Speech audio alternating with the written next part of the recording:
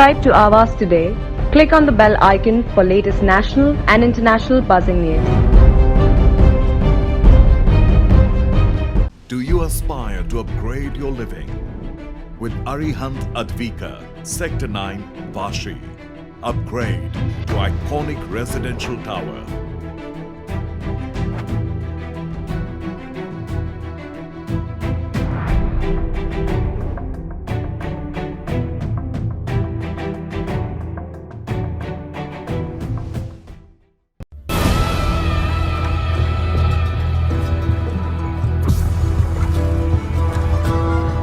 नमस्कार, आवास पे चर्चा पे आपका स्वागत है। नवी मुंबई एक वेल प्लान सिटी है, हम सभी जानते हैं, और बहुत ज़बरदस्त progress over the years Navi Mumbai का हुआ। इतना हुआ कि आस पड़ोस के शहरों के मुकाबले सभी नवी मुंबई को प्रेफर करने लगे।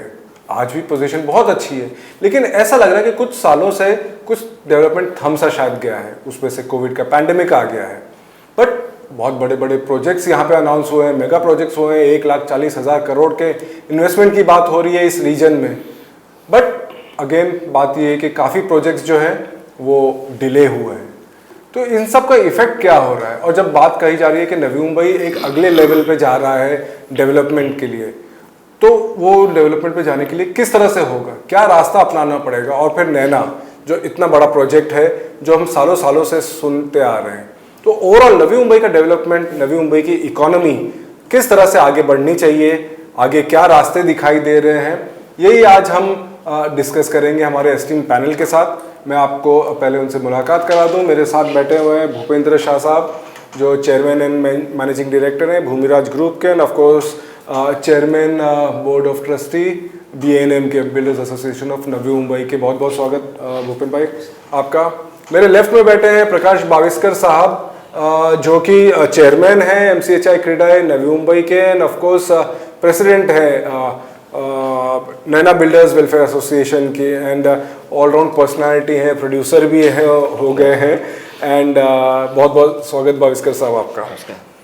न्यू जनरेशन बहुत इम्पॉर्टेंट है किसी भी आगे सिटी के लिए, शहर के लिए, इकोनॉमी के लिए, और वो रिप्रेजेंट आज कर रहे हैं करण सब लोग। बहुत बहुत स्वागत आपका करण।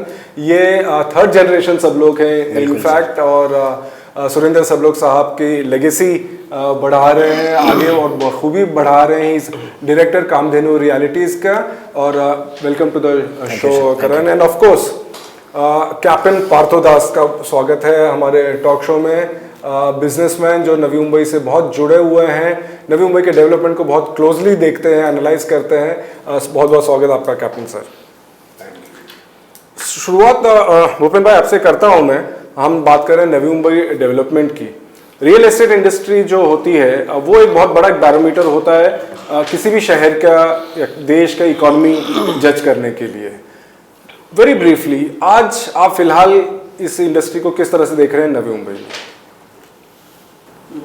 जेडी जी, इसके अंदर मैं 95 से जब यहाँ पे सब मार्केट वगैरह सब शिफ्ट हो चुकी है, APMC मार्केट वगैरह शिफ्ट हो गई, कांदा बटाटा मार्केट 26 के अंदर इधर शिफ्ट हो गया, फिर आयरन मार्केट मतलब लोखंड बाजार जिसको बोलते हैं, स्टील मार्केट बोलते हैं, वो कलमबोली में शिफ्ट हो गए। और फिर 92 93 के बाद जब यहाँ से रेलवे ट्रैक स्टार्ट हो गया, बस स्टेशन वगैरह मिलापुर तक की ट्रेन आने लगी, तब से लेके नवी मुंबई 95 से मैं बोलता हूँ स्टार्ट है। आज 2021 में भी मैं बोल रहा हूँ नवी मुंबई स्टार्ट है। अभी उसके पहलू अलग अलग बहुत है, उसके हरे फाटे अलग अलग है। ये जैसे कि एज लाइक ये रास्ता इधर भी जाता है, रास्ता इधर भी जाता है, रास्ता इधर भी जाता है, तो कौन सा रास्ता चुनना है वो डिपेंड ऑन बिल्डर है, डिपेंड यहाँ पे इन्वेस्टमेंट करने वाले हैं, और डिपेंड ऑन यहाँ पे एंड यूजर के ऊपर डिपेंड है। और जब 95 से लेके आज मैं 26वें साल में भी मैं बोलता हूँ कि नवी मुंबई इज स्टार्ट। जी बिल्कुल, मतलब जो हम बात कर रहे हैं कि एक नेक्स्ट लेवल पे जाने की बात हो रही है। बाविस्कर साहब, आप किस तरह से अभी फिलहाल की सिचुएशन देख रहे हैं? सबसे पहले हमको इसके नवी मुंबई में क्या स्थिति है डेवलपमेंट अथॉरिटीज़ की, उस पे जाना पड़ेगा। मैं ये कहूँगा कि पूरे महाराष्ट्र के अंदर नहीं तो पूरे इंडिया के अंदर रायगढ़ और थाना डिस्ट्रिक्ट में ये सब ऑथोरिटीज का जाल फैला हुआ है और गवर्नमेंट ने एयरपोर्ट और यहाँ की जो डेवलपमेंट है वो डेवलपमेंट के लिए बहुत सीरियस मोड गवर्नमेंट ने स्टेट गवर्नमेंट ने लिया था।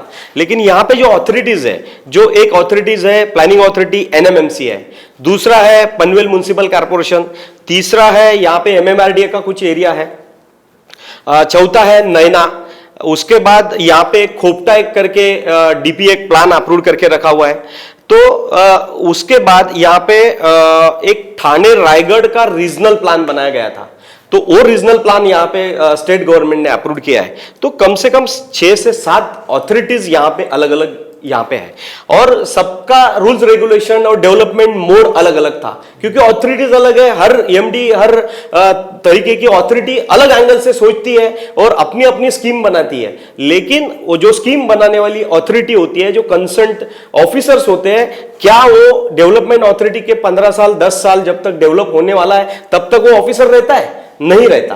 तो पहले ने बनाई हुई पॉलिसी एक्चुअल इंप्लीमेंट हो रही है कि नहीं हो रही है, ये सब प्रपोज प्लान बनाए जाते हैं। लेकिन ये प्रपोज प्लान में क्या इंप्लीमेंटेशन हो सकता है, और इसमें सबसे बड़ा इंपॉर्टेंट पार्ट होता है कि क्या ऑथोरिटीज अपना प्लान इंट्रोड्यूस करने के बाद स्टेट गवर्नमेंट को जब भेजती है तब स्टेट गवर्नमेंट के पास इन्होंने एक अलग मोड में भेजा रहता है, वहां से अप्रूवल चेंज होके आता है, क्योंकि लोगों की सजेशन ऑब्जेक्शंस अलग होती है। तो बेसिक कंसेप्ट जो बनाया जाता है वो इंप्लीमेंट नहीं हो सकता। एक एग्जांपल के लिए मैं बताऊंगा कि अगर नैना का एक सर्टन प्रेजेंटेशन यहाँ पे सीएम आए थे, यहाँ पे हुआ था, तो उसमें ऐसा इंट्रोड्यूस किया गया था कि यहाँ का इंफ्रास्ट्रक्चर, ट्रेन बनेगी, मेट्रो बनेगा, रोड बनेंगे, हॉस्पिटल, कॉलेज, स्कूल, इसका सब प्लानिंग दिखाया गया। तो इसको कैसे डेवलपमेंट किया जाएगा?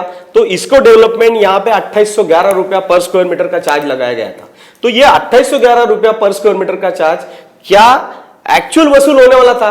जो एक यहाँ पे 50 लाख रुपया अगर एक हेक्टर में जमीन मिलती है, तो वहां पे क्या 2 करोड़ 81 लाख रुपीस भर के कोई प्लान पास करेगा? ये तो प्रैक्टिकल स्थिति थी नहीं। राइट, ये पोजीशन में आना चाहिए Karan. New generation, new ideas, new city है नवी मुंबई की। जिस तरह से ये स्टॉलवर्ड्स बात कर रहे हैं, एक नेक्स्ट लेवल पे जाने की तैयारियां हैं, लेकिन बहुत सारी प्लानिंग अथॉरिटीज भी हैं। आप फिलहाल आपका आउटलुक क्या है? सर देखिए, हर व्यक्ति की अपनी विचारधारा होती है। So I have this very clear mentality that Navi Mumbai is headed in the right direction. But of course जब नई चीज़ें इम्प्लीमेंट की जाती है, जब नए रूल्स एंड रेगुलेशंस लाए जाते हैं, तो उसके अपने चैलेंजेस, अपनी टीथिंग प्रॉब्लम्स होती हैं sir. See, no development is without challenges and no road is without road blocks. उसी तरह आज पॉजिटिव न्यूज़ मैं ये मंच पे शेयर करना चाहूँगा कि आज सुबह टाइम्स में ये आर्टिकल आया कि अडानी ग्रुप ने, जिन्होंने मुंबई इंटरनेशनल एयरपोर्ट की मैनेजमेंट को टेक ओवर किया, अब वो नवी मुंबई इंटरनेशनल एयरपोर्ट का काम अगस्त में शुरू करेंगे। So that is a very positive, very good news for Navi Mumbai. दूसरी चीज़ इसमें ऐसी है सर कि अब UDCPR जो अभी यहाँ पर लागू किया गया है, वो नया UDCPR आने से काफ़ी बहुत डेवलपमेंट अथॉरिटीज़ के लिए और डेवलपर्स के लिए ये जो चीज़ें एक स्ट्रीमलाइन हो जाएंगी और एक बहुत ही सिंपलिस्टिक या ट्रांसपेरेंट वे में अब काम होना डेवलपमेंट का शुरू होगा। So my outlook is I am very positive with the developments that are happening. कि देखिए sir, at the end of the day, मैंने जैसा पहले भी कहा, कोई भी नया काम चैलेंजेस के बिना नहीं होगा। तो इनमें भी टीथिंग प्रॉब्लम्स आएगी, इनमें भी कोई इश्यूज होंगे, but I am sure that the developer fraternity and the authorities, हम ये मिलके इन चीज़ों को एक सही ट्रैक पर लेके, एक सही दिशा में लेकर चल सकते हैं। कैप्टन, आपने भी नवी मुंबई का डेवलपमेंट शुरुआत से देखा, आप खुद बिजनेस कर रहे हैं यहाँ पर। Are you happy with the current situation? Well, अगर बताए कि हैप्पी है, हैप्पीनेस तो अलग चीज़ है। डेवलपमेंट हुई है कि जब मैं सबसे पहले यहाँ आया था तब तो काफ़ी हद तक ये जो पुराना ब्रिज था बंद रहता था, तो मुझे थाना होके आना पड़ता था जी। तो सेक्टर 6 में मेरा रो हाउस था, इतना तंग आ गया था कि मैं बेच दिया उसको फिर। और बेचने के बाद अब पछताता हूँ कि उसका भाव काफ़ी ज़्यादा है। फिर मैंने दोबारा लिया है RH6 इधर, तो वहाँ से मेरा नज़र, जो मैं रहने जब से आया तब से मैं देख रहा हूँ कि नवी मुंबई में तरक्की हुई है, लेकिन जिस हद तक होनी चाहिए थी वो हद तक तो है नहीं। प्रॉमिसेस बहुत कुछ किया गया है कि ये होगा, वो होगा, ये होगा, लेकिन टाइम बाउंड एक भी प्रोजेक्ट नहीं है जी। The main purpose of coming to Navi Mumbai मेरा जो था, दैट वाज वाटर ट्रांसपोर्टेशन। तब ये चल रहा था होवरक्राफ्ट का, तो ऑल दोज पायलट्स लोगों को लाइसेंस मैंने दिया था, ट्रेनिंग्स भी दिया था, but that thing stop. Then CIDCO invited me that can you take over the thing. How हमने जो दिया था वो लोग किया दूसरा ही कुछ। हम उनको सोबर दिखाना चाहते थे practically, because my background is from marine naval and everything, I understand that field perfectly well. तो मैं उनको प्रैक्टिकल वे में दिखाया। ये लोग और ही कुछ एकदम 5000 पैसेंजर ट्रक भी जाएंगे, वो भी जाएंगे। फिर यहाँ पे प्लान दे दिया कि यहाँ पर सिडको प्लान दे दिया कि यहाँ पे योगा भी बनेगा। अभी उसके साथ क्या कनेक्शन है वो समझ में नहीं आता था। ये योगा का क्या connection, as if that is a main thing. फिर काफ़ी दूसरे पॉलिटिकल लीडर्स लोगों ने भी जल वाहतूक बोल के सब काफ़ी कुछ बनाया, हुआ कुछ भी नहीं आज तक। प्रैक्टिकल अप्रोच है ही नहीं। अभी सिडको जैसे इन्होंने बताया कि एक ऑर्गेनाइजेशन का रूल नहीं चलता है क्या, हर जगह पे अलग अलग रूल चल रहा है। तो वो हिसाब से अगर देखें तो डेवलपमेंट में तकलीफ आएगी, भूपेन भाई स्पीड में नहीं जाए। भूपेन भाई ये जो बात हो रही है कि प्रोजेक्ट्स की बात कर रहे हैं, चाहे एयरपोर्ट का प्रोजेक्ट कर रहे हैं, वो वाटर ट्रांसपोर्ट की बात कर रहे हैं, बड़े बड़े प्रोजेक्ट्स की हम बात कर रहे हैं। और जैसा बार बार आप भी बताते हैं कि 1,40,000 करोड़ का इन्वेस्टमेंट यहाँ पे होना है, गडकरी साहब ने बोल के गए थे। लेकिन ये प्रोजेक्ट्स सालों साल से सुनते आ रहे हैं हम लोग, और मटेरियलाइज कब होंगे, फाइनली कब होंगे। ऑफकोर्स वाटर ट्रांसपोर्ट आप सुन रहे हैं कि ऑलमोस्ट रेडी हो गया है, हो जाएगा। मेट्रो के भी डेडलाइंस काफ़ी हो चुके हैं, एयरपोर्ट के तो आज जैसे उन्होंने कहा कि वो शुरू करने वाले हैं, फिर वो कब तक होंगे फाइनल वी नेवर नो। ये थोड़ा हैम्पर कर रहा है कि नवी मुंबई जिस स्पीड से बढ़ रहा था, ये प्रोजेक्ट्स अगर टाइम बाउंड में हो जाते तो आपको नहीं लगता कि बहुत आज हम अलग लेवल पे ऑलरेडी हो चुके होते हैं?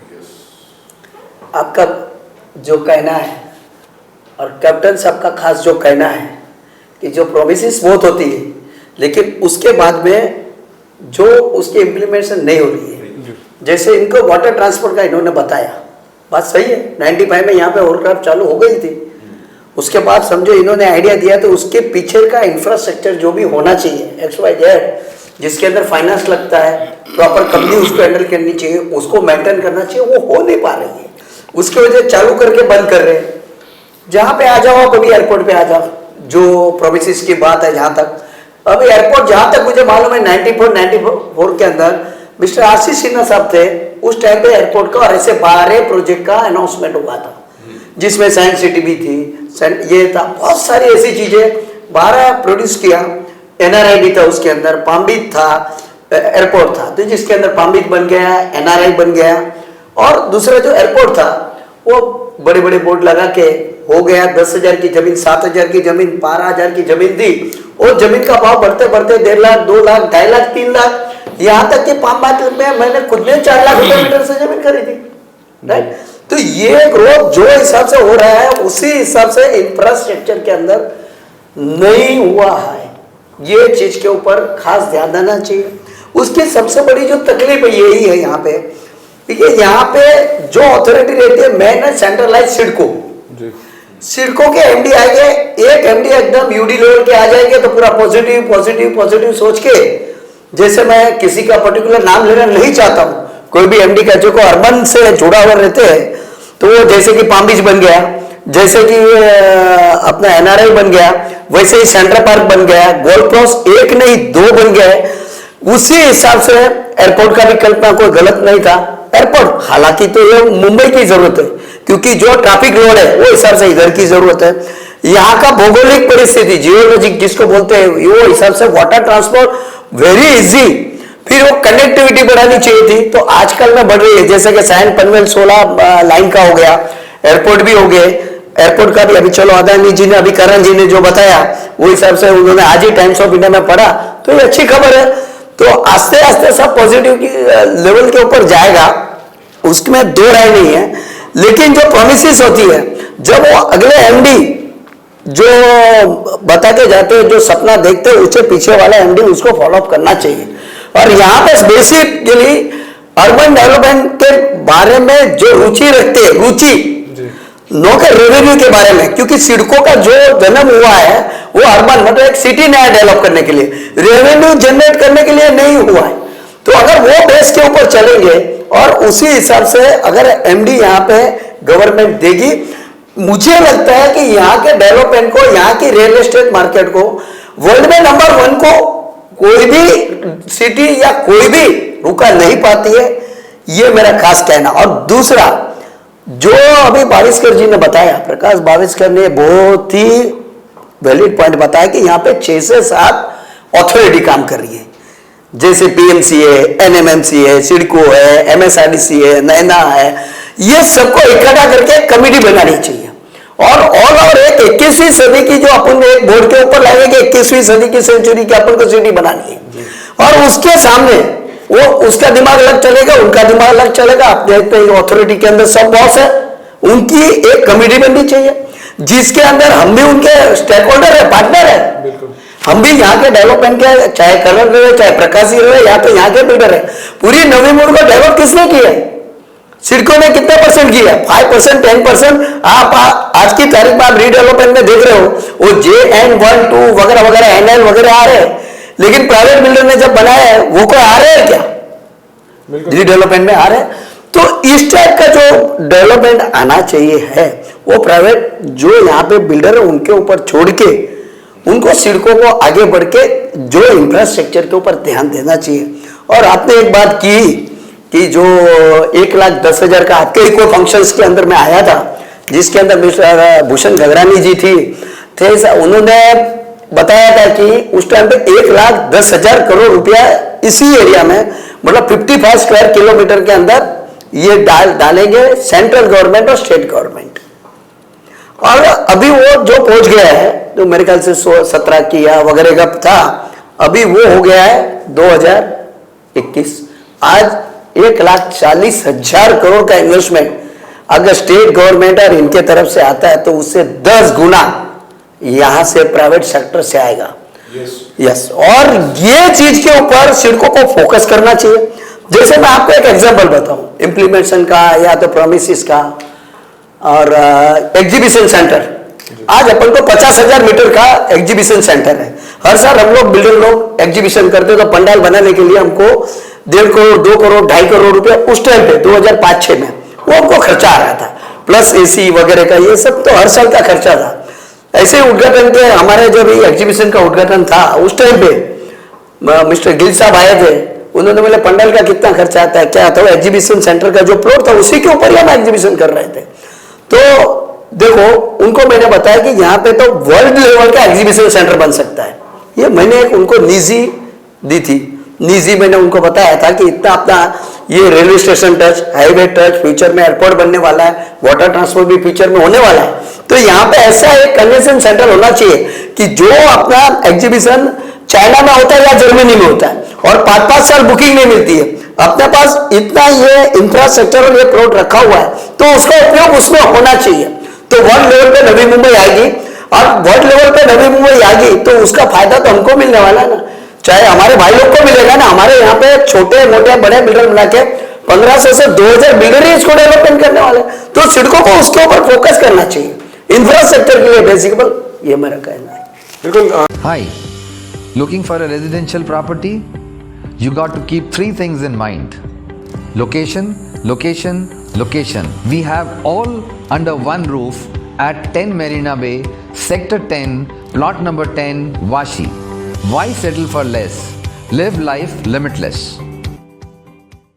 ये जो बात हो रही है भाविस्कर साहब, आप खुद NOMC से जुड़े थे शुरुआत में, प्लानिंग अथॉरिटीज को लेकर बहुत दिक्कत आ जा रही है, क्योंकि इतने फिर परमिशंस हो जाते हैं, इतने हर्डल्स आ जाते हैं। तो जैसा भूपेन भाई ने कहा कि कमेटी बना लीजिए, बट आई डोंट नो कितना फिजिबल वो हो जाएगा। आपके हिसाब से क्या होना जरूरी है इसके लिए? अभी देखो, आउटपुट डेवलपर कब डेवलप करते हैं? जब उसकी सीसी हो जाती है, जब उसकी ओसी हो जाती है, यही उसके लिए मेन अप्रूवल होता है। बाकी इंफ्रास्ट्रक्चर देने का काम, आउटर इंफ्रास्ट्रक्चर देने का काम अथॉरिटीज का है। फिर वो कैसा प्लान करना है, आप हमारा प्लान पास करने के लिए अगर 2-2 साल लगाओगे और अथॉरिटी का प्लान पास करने के लिए, लेआउट बनाने के लिए, खुद अथॉरिटी का लेआउट अप्रूव होने के लिए अगर 7 साल जाएगा तो नेचुरली 10 साल एक्सटेंशन होएगा हर चीज का। तो अभी एक एग्जांपल बताओ, मतलब हवा में बात करने से मैं ये कहूंगा कि अभी आज की डेट में देख के आया कि 191 नैना में सीसी हुई, 252 गांव है वहां पे, बराबर। अभी आज 7 साल हो चुका है, डिवाइडेड बाय 7 साल अगर करते हैं तो 2.27 सीसी पर मंथ आती है। तो आप बताओ 2.27 सीसी अगर एक डेवलपर को मिलेगी, क्योंकि हम एनक्रोचमेंट, इससे परिणाम क्या होता है कि यहाँ पे झुग्गियां खड़ी हो जाती है, क्योंकि जिसको घर की जरूरत है अभी वो रास्ते पे रह नहीं पाएगा, जिसको कोविड आ गया रास्ते पे रह नहीं पाएगा, वो क्या करेगा यार, अभी ऑथराइज घर तो मिलता नहीं है, और हर चीज की इन्वेस्टिगेशन होती है, फिर वो क्या करेगा, झुग्गी ले लेगा, एक झोपड़ी ले लेगा, झोपड़ी में रहेगा, झोपड़ी को फ्री इंफ्रास्ट्रक्चर मिलता है, लाइट मिलता है, वहां पे लीडर बन जाते हैं, फिर वो उसका इंफ्रास्ट्रक्चर के लिए लोग खड़े हो जाते हैं, और यहाँ पे अगर बिल्डर इंफ्रास्ट्रक्चर मांग रहा है तो कटोरा लेके खड़ा रहना पड़ता है 10-10 साल। तो ये सिचुएशन है। तो आप बताओ कि डेवलपमेंट कैसी होगी? डेवलपमेंट तो आपके हाथ में, आपके कंट्रोल में है, क्योंकि हम ऑथराइज काम करना चाहते हैं। ऑथराइज काम करने वाले के लिए बाजा बजाया जाता है और अनऑथराइज काम करने के लिए प्रमोशन दिया जाता है। क्योंकि अभी अगर माडा का, मुंबई का आप सिचुएशन देखें तो वो झुग्गियां जब टूटती है वो एनक्रोचमेंट करते हैं, एनक्रोचमेंट करने के बाद लाइट पानी सब मिलता है, वही उनकी आइडेंटिफिकेशन होता है। उसकी आइडेंटिफिकेशन मिलने के बाद उसको 2-2.5 करोड़ रुपया वहां से झुग्गी से उठाने का मिलता है, तो ये 50 लाख का घर मिलता है, कुछ काम नहीं किए बगैर 1.5 से 2 करोड़ रुपया उसका बेनिफिट होता है। हम लोगों को यह कहना चाहिए कि न्यू बॉम्बे डेवलप नहीं हो रहा है, ऐसी बात नहीं है, लेकिन स्पीड जो चाहिए, स्पीड, वो जैसे साहब ने कहा कि स्पीड का प्रॉब्लम है, कमिटमेंट का प्रॉब्लम है। हमने अगर वहां पे इंफ्रास्ट्रक्चर का कमिटमेंट किया किसी बिल्डिंग में कि हाँ हम स्विमिंग पूल देंगे, हम ये देंगे, हम वो देंगे, हमारी एमिनिटीज में थोड़ा चेंज होने दो, 100 केसेस खड़े हो जाएंगे हमारे से। अभी यहाँ पे लैंडस्लाइड होता है, लोग मर जाते हैं, गिर जाते हैं, उसके ऊपर कोई कार्रवाई नहीं होती गवर्नमेंट के ऊपर। और हमें बिल्डर ने, हमारी दीवार गिर गई और एक मजूर ये हो गया तो आप लोग हेडिंग दे देते हैं, दूसरे दिन पुलिस आ जाती है, तीसरे दिन अटैक हो जाता है, वो आदमी को जेल में लेके जाते हैं। तो फिर कुछ तो भी जस्टिफिकेशन हमारे ऊपर होना चाहिए। और दूसरी बात, हम लोग डेवलपर मतलब क्या उठा के लिए पैसे गाड़ी में, कार में घूम रहे हैं, ये मैटर नहीं है। मैटर ये है कि 250 इंडस्ट्री हम मुकादम है, हम सुपरवाइजर है, हम सबको इकट्ठा करके यहां से लेके यहां देने का मैनेजमेंट करते हैं और जिम्मेदार हम हैं। और 8 साल इनकम टैक्स हमको इनकम पूछेगी कि तुमने किधर हिसाब डाला, हमारी एक पावती भी गायब हो गई, मिली नहीं, संभाल के रखो, 8 साल तक बोझा स्टोरेज में संभाल के रखो, एक पावती नहीं मिली तो तुमने इसको खर्चा ही नहीं किया था और इनकम टैक्स बचा तो उसको तब 7 साल से इनकम टैक्स लगेगा। तो इसका कोई क्लोजिंग नहीं है। तो एक ही डिपार्टमेंट का सवाल नहीं है, यहाँ पे हजारों डिपार्टमेंट ये बिल्डर के डेवलपमेंट से चलते हैं। और हम बहुत इंपॉर्टेंट पॉइंट है क्योंकि जिसमें मैंने जब कहा कि रियल एस्टेट इंडस्ट्री की जब हम बात करते हैं तो इकोनॉमी की बात आ जाती है, क्योंकि बहुत कुछ रिलेटेड है इसके अंदर होता है। कारण जिस तरह से ये बात हो रही है कि प्रोमिसेस होते हैं, ये होते हैं, और बहुत जैसे खारघर के अगर हम नोड ले लें, एकदम सिडको का बहुत फोकस था उसमें, डिजाइनर नोड कहा जाता था, आपके भी प्रोजेक्ट्स वहां पे आ रहे हैं, बट देन यही हो जाता है कि ये परमिशंस को लेकर और जिस तरह से प्रोमिसेस होते हैं वो नहीं हो पाते। इनफैक्ट वहां पे भी जो सेंट्रल पार्क का फेज 2 बनेगा, सालों से सुनते आए वो नहीं हुआ। गोल्फ कोर्स का 9 होल का 18 होल, क्योंकि वो इंटरनेशनल स्टैंडर्ड है। बातें एंड फिर प्रैक्टिकली जैसा वाइस्कर साहब बता रहे हैं कि नहीं होता है, परमिशंस नहीं आती। कैप्टन सर जैसा बता रहे हैं कि वो एक होप लेकर नवी मुंबई आए, डेवलप हुआ, लेकिन हमारी जो एक्सपेक्टेशन थी तो प्रैक्टिकली आपको, और लास्ट में आ रहा है सिडको का, जैसा भूपेन भाई बोल रहे हैं, आपको क्या लग रहा है कि आपको प्रैक्टिकली काम करने में सिडको से किस तरह के आपको लगता है कि सपोर्ट की बहुत जरूरत है? मैं सर भाविस्कर साहब की बात से बिल्कुल सहमत हूँ, क्योंकि देखिए जो भूपेंद्र भाई ने कहा कि नवी मुंबई का जो डेवलपमेंट है 90% development has been done by private developers. आप देखिए सर, गालियां सबसे ज्यादा होता है कि बिल्डर्स कमा रहे हैं, बट नवी मुंबई डेवलपमेंट अगर हुआ है, राइट। और एक बहुत इंपॉर्टेंट पॉइंट उन्होंने कहा कि आज डेवलपमेंट कौन सी बिल्डिंग्स हो रही है जो सिडको कंस्ट्रक्टेड थी, राइट, प्राइवेट सेक्शन से आज तक। बिल्कुल सही बात है सर। तो आप यही देखिए, जैसे इंफ्रा की बात हुई तो काफ़ी ऐसे नोड्स हैं, जैसे मैं उल्वा की बात करूंगा, करंजाड़े की बात करूंगा, द्रोणागिरी की बात करूंगा। यहाँ ऐसा हुआ सर कि प्राइवेट डेवलपर की बिल्डिंग खड़ी हो गई, लेकिन नीचे रोड नहीं था, लोग रहने आ गए, एमएससीबी नहीं थी, पानी का कनेक्शन नहीं था, लाइट का कनेक्शन नहीं था। तो ऐसे चैलेंजेस हमने फेस किए। फिर क्लाइंट कहता था, हमें सवाल किया जाता था कि मैं चाबी लेने नहीं आऊंगा क्योंकि यहाँ पर ये सुविधाएं नहीं है। एंड परमिशंस की सिडको से मल्टीपल, देखिए जैसा भाविस्कर साहब ने और एक बहुत अच्छी बात कही कि सब जन को मिलके एक कमेटी बनानी चाहिए जिससे हमारे लिए सिंगल विंडो क्लियरेंस हो जाए। अब नवी यूडीसीपीआर की अगर हम बात करेंगे तो डेवलपमेंट परमिशन हमें देगा एनएमएमसी, लेकिन सिडको कहता है पहले मेरी आप एनओसी लीजिए, फिर हमारे लिए मल्टीपल दरवाजे खुल गए सर। दूसरी चीज उसके अलावा ये होती है कि आज जब उल्वे जैसा नोट था जहां पर क्या हुआ सर, ड्रॉ कर दिया गया कि अलॉटमेंट हो गया या इंटेंट हो गया, फिर वो बहुत टाइम तक अलॉटमेंट नहीं हुआ, एग्रीमेंट नहीं हुआ, तो उसके कारण आगे लैंड टाइटल में डिस्प्यूट्स आने के कारण शुरू हो गए।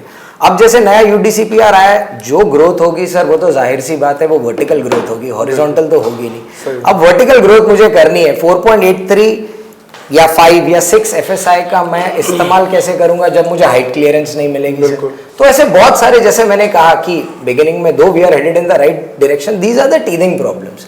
तो मैं अपने सीनियर्स की दोनों बात से काफी सहमत हूं कि ये सिंगल विंडो क्लियरेंस होना चाहिए और उसके अलावा इंफ्रा पे खास ध्यान देना जाना चाहिए। भूमन भाई, ये बहुत इंपॉर्टेंट पॉइंट है कि हम प्रोजेक्ट्स की भी जो बात कर रहे हैं, आज एयरपोर्ट प्रोजेक्ट की बात कर रहे हैं जो अभी तक आया नहीं है, लेकिन ये हाइट के जो रिस्ट्रिक्शंस आ गए हैं उसकी वजह से डेवलपमेंट रुक गया है आसपास के एरियाज में। अभी सिडको कह रही है कि भाई हमने बहुत अच्छा काम कर दिया है, एनओसी अगर आप लेके आ जाएंगे एयरपोर्ट अथॉरिटी ऑफ इंडिया से तो हम आपको दे देंगे, बट क्या वो एनओसी मिल रही है? नहीं। सबसे इंपॉर्टेंट बात तो करण ने क्या की, सबसे इंपॉर्टेंट बात की कि उलवा के अंदर बिल्डिंगें बन गई, सीसी हो गई, ड्रॉ हो गया, 5 साल में लिटिगेशन, और लिटिगेशन नहीं हो तो डर रहे हैं। क्यों बेसिकली 12.5% के अंदर पावर ऑफ अटॉर्नी उन्होंने वैलिड नहीं की है।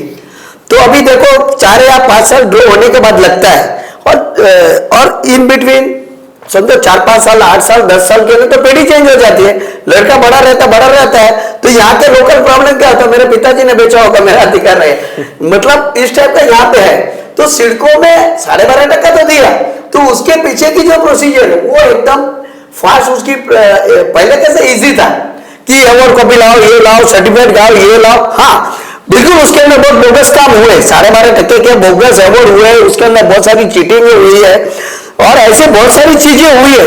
लेकिन ऐसे 2-3 ऐसे फ्रॉड होते हैं, उसके लिए 97-98% जो जेन्युइन काम करते हैं इफेक्ट नहीं होने दें। और जहां तक इन्होंने बताया कि इंफ्रास्ट्रक्चर का, उल्वा का बात कर रहे हैं, ये जो करण जी बताया मुझे प्रैक्टिकल प्रॉब्लम, अभी मैं बोलूं देवनागिरी में खुद 5 या 4 सेक्टर के अंदर आज जाके आपको 5 साल हुआ, उसमें ट्राइपार्टाइट एग्रीमेंट हो गया, आज जाके आप बिल्डिंग स्टार्ट नहीं कर सकते हो। रोड, ड्रेनेज, ये तो बात कल की बात है, आज वहां पे जाके काम चालू नहीं कर सकते। बिल्डर लोग का करोड़ों रुपया उसके अंदर डाले हुए हैं, उसके बावजूद वहां पे जाके काम ट्राइपार्टाइट करने के बाद भी नहीं कर रहे। और अभी मैं इसी के दौरान इसी चीज के ऊपर जो सिडको के 70 के अंदर 1970 से सिडको के पास जो पोजीशन में जमीन है, जो नवी मुंबई के 95 विलेजेस आ रहे हैं, तो ऑलरेडी गवर्नमेंट ने पोजीशन में दे दिए थे। उस टाइम पे कोई जमीन की वैल्यू नहीं थी, कुछ भी नहीं था, तो तुमको इजीली पोजीशन मिल गया, ये सब चीज एकदम इजीली मिल गई। तो आपको क्या लगता है कि हमारा डेवलपमेंट हो गया? 1970 का पोजीशन गवर्नमेंट में आने के बाद आज की तारीख में जोड़ागिरी में नहीं आ सकते। यहाँ तक कि नावड़ा में और तलोजा फेज 2 के अंदर हमने कितना एसोसिएशन लेवल से फॉलो करके वहां पे इंफ्रास्ट्रक्चर करवाए, ओसीओ के 5-5 साल हो गया। अपन 21वीं सदी की सेंचुरी की अगर अपन सिटी बनाना चाहिए तो खाली बातें में नहीं, काम में होना चाहिए कि जो इंफ्रास्ट्रक्चर मैन है, जो हर्डल है बिल्डर लोग का, छोटे मोटे का, बड़े बिल्डर का कम हर्डल रहता है, डेवलपमेंट चार्जेस इसलिए जाते हैं, छोटे बिल्डर का कम हर्डल है, लेकिन बड़े जो छोटे बिल्डर का बहुत ज्यादा हर्डल है। बड़े लोग तो अपने लेवल पे सब निपटा लेते हैं, जैसे भाविस्कर जी है, जी करण जी है, मैं भी, मेरा इंडिविजुअल रहेगा तो मैं निपटा लेता हूँ। लेकिन अगर समझो या छोटे 200 मीटर, 400 मीटर या 500 मीटर वाले, वो कहाँ जाएंगे, कौन सी अथॉरिटी के पास है, कौन से साहब के पास जाएंगे, राइट है? तो ये बेसिक अगर ये सब अगर सिडको करती है तो नवी मुंबई के डेवलपमेंट में मैं ये नहीं, कोई रुका नहीं सकता है। ये मेन चीज है, वो है। दूसरी ये जो जितनी 6-7 अथॉरिटी को मैंने पहले रिपीट करना नहीं चाहता हूँ, वन रूफ ऑफ होनी चाहिए। आप वन रूफ बोलो, उसको वन विंडो बोलो, वन विंडो तो एक डिपार्टमेंट का वन विंडो हो सकता है। यहाँ पे तो 6 अथॉरिटी है जी, बिल्कुल, और 6 अथॉरिटी, कोई भी यूडीसीआर बना, लेकिन उनका इंटरप्रिटेशन अलग है, इनका अलग है, उनका अलग है, ऐसा नहीं होना चाहिए। इंटरप्रिटेशन एक ही चीज का होना चाहिए। ताकि उससे फायदा किसको होने वाला है? सिडको को। क्यों? जितना क्रिस्टल क्लियर काम करोगे, रेरा काय के लिए बना, रेरा क्रिस्टल क्लियर करो। अगर तुम्हारा दावा है तो लिखो, फिर कस्टमर की मर्जी है कि तुम लो। यहाँ पे आज की तारीख में क्या टेंडर जा रहे हैं, क्या कंडीशन पे जा रहे हैं, ये रियली कोई गवर्नमेंट एजेंसी करती है? हमको तो समझ में नहीं आ रही ये बात कि इसमें बिजनेस करने का हमको। कैप्टन ये जो बात कर रहे हैं, ये रियल एस्टेट इंडस्ट्री के जो प्रैक्टिकल प्रॉब्लम आ रहे हैं, लास्ट में कॉमन मैन जो होता है वो सफर होता है अल्टीमेटली। तो अगर हम उस तरह से आप बात करेंगे, जिस तरह से बात करें कि उल्वा की बात करते हैं, द्रोणागिरी की बात करते हैं कि भाई ये फ्यूचर के लिए इसे बहुत अच्छा है, भाई सीलिंग का आ रहा है, वहां से एयरपोर्ट की कनेक्टिविटी हो जा रही है, तो एक आम आदमी के हिसाब से आप इन्वेस्टमेंट वहां पे करना चाहेंगे, आप वहां पे रहना चाहेंगे। बिल्डर्स तो बहुत बड़े अच्छे अच्छे प्रोजेक्ट्स दिखा रहे हैं वहां पे एमिनिटीज के साथ में, लेकिन जैसे कह रहे हैं वहां पे ये इंफ्रास्ट्रक्चर नहीं हो रहा है। ये कॉमन मैन किस तरह से देख रहा है? देखिए, कॉमन मैन, मेरा ऑब्जर्वेशन स्ट्रेट कट है, absolutely without doubt I will say they claim too much, the authorities वो क्लेम करते हैं, सुंदर सपना दिखाते हैं, पर्सपेक्टिव ड्राइंग दिखा देंगे, सपने दिखा देंगे, सिटी ऑफ 21st सेंचुरी। इनके procedure is not at all 21st century. इनका प्रोसीडियर वही घिसा पीटा, आपस का इंटरनल राइवल, ये किया तो वो लाओ, वो किया तो पंगे खड़ा करना, जो बंबई का भाषा में बोलते हैं। एक भी अथॉरिटी अगर किसी भी बिल्डर को, ये तो मैं जानता हूं, किसी भी बिल्डर को भी पूछेंगे तो they are not user friendly, they are always controversial. अगर 2 परमिशन हो गया, तीसरा पैदा कर देंगे। तो वो हिसाब से हम लोग सपना देख नहीं सकते हैं, जो हम लोग को पिंक पिक्चर दिखाया जाता है। तो बहुत कॉशियस अप्रोच रखना पड़ रहा है, कॉशियस अप्रोच। और ये प्रोसीडियर जब तक एजुकेटेड मेथड में नहीं होगा तो city of 21st century practically not possible. ये अवॉइस्कर साहब, जब हम बात करते हैं आम आदमी के लिए अफोर्डेबल हाउसिंग की बात आती है, ऑफ कोर्स सिडको भी अभी बहुत सारा कंस्ट्रक्शन उन्होंने फिर से शुरू किया, बीच में भूल ही गए थे कि भाई घर भी बनाना है, सिर्फ प्लॉट्स बेच रहे थे, घर बनाना भी शुरुआत किया है। उसमें भी 2-3 एस्पेक्ट्स मैं डिस्कस करना चाहूँगा। एक तो ये आ गया है नहीं कि जो स्टेशंस के पास में एपीएमसी ट्रक टर्मिनल के यहाँ जिस तरह के कंस्ट्रक्शन की बात हो रही है, उसको भी लेकर पर काफ़ी कंट्रोवर्सी हो गई है। आपको क्या लग रहा है कि जो सिडको अफोर्डेबल हाउसिंग ला रही है, उसका क्या इम्पैक्ट होगा?